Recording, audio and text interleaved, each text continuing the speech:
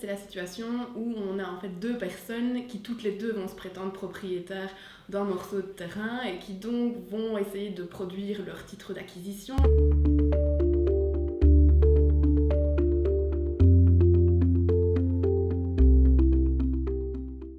En ce moment, je travaille sur la preuve de la propriété immobilière au fil de sa transmission par le contrat de vente. En droit belge, en fait, le seul fait d'être partie acquéreuse dans un contrat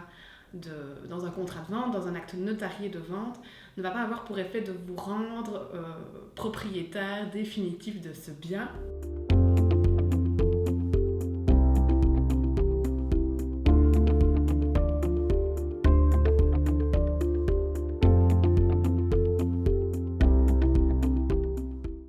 Et donc on va entrer en fait dans une espèce de joute probatoire où chacun va devoir essayer de prouver que c'est lui qui a initialement acquis d'un véritable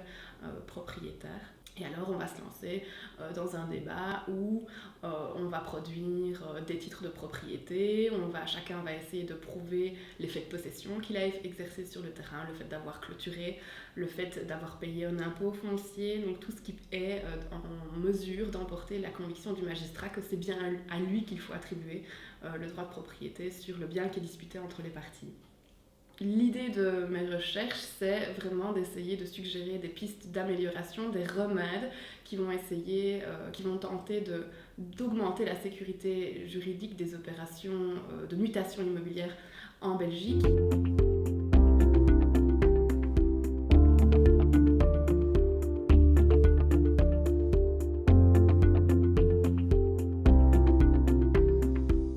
Et évidemment, en aval, ce serait de réduire le contentieux et d'éviter les situations malheureuses où un acheteur se retrouve attaqué en justice et se retrouve dans une situation probatoire compliquée et où il doit éventuellement rappeler son propre vendeur en garantie et donc évidemment rentrer dans un débat judiciaire qui n'est souhaitable pour personne.